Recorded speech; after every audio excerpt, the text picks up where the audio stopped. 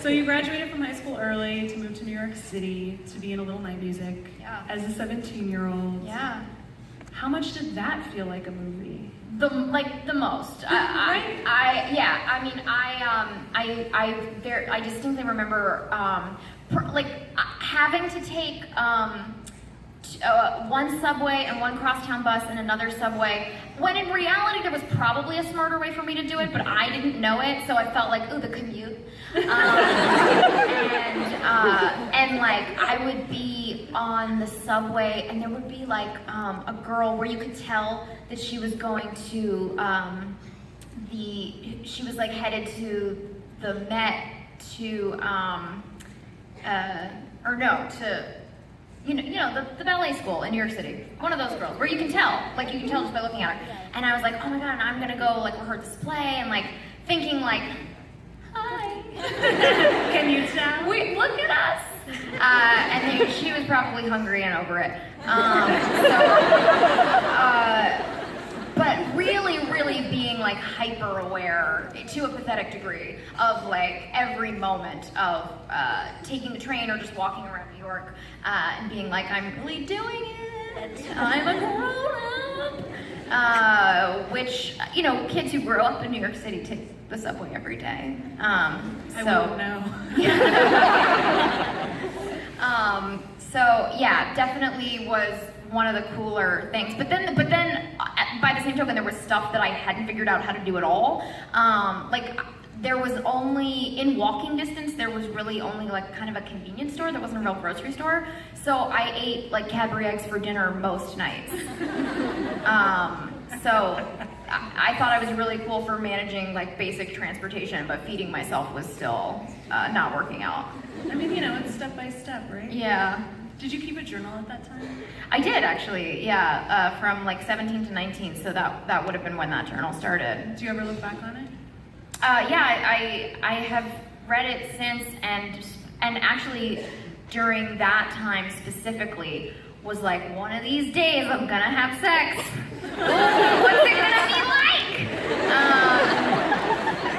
Because by that point, some of my friends were doing it, and what do you mean? And I wasn't.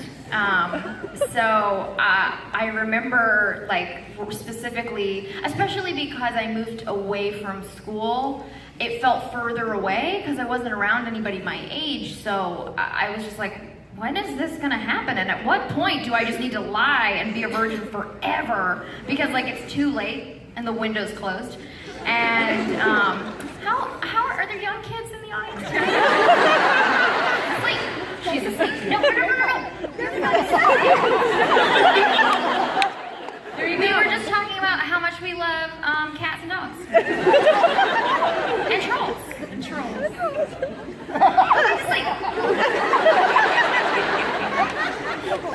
So I was really nervous about cats and dogs.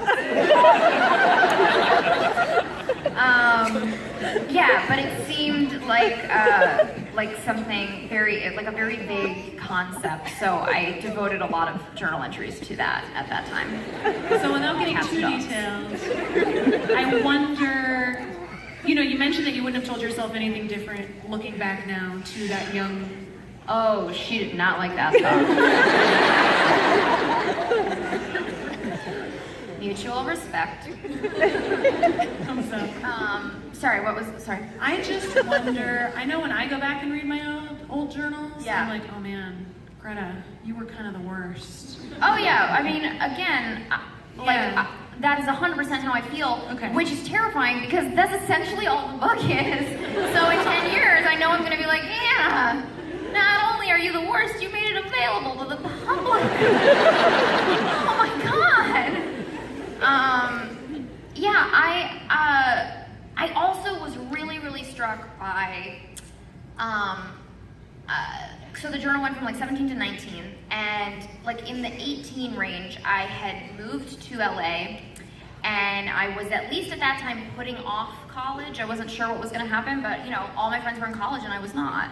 And I was always talking about how to avoid basically speaking to people from my hometown and how I would manage it, and like the kind of real embarrassment I had that I had not immediately I didn't have anything to show for, foregoing college for the time being. And when I think about it now, the idea that I spent, 18 and definitely part of 19 going like, I would love to get a job, and I would love something to happen, and I would, love to be able to tell people something, is like, so you had a couple years where things weren't going great. But while I was in it, it seemed like terrifying and also humiliating. Like I took it so personally, and I worried about it so much, and I'd really forgotten how present that fear was, and how real the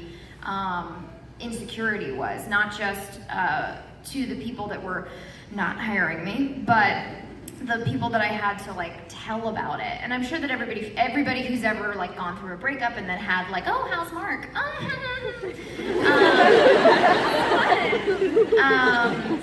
Knows that feeling. But it's I guess I wish I could have said like, you're allowed to fail for a while. Like that's okay. So that I do wish I had, just so that I wasn't spending so much time writing kind of faux profound journal entries. Faux profound is a really great phrase. Do you think that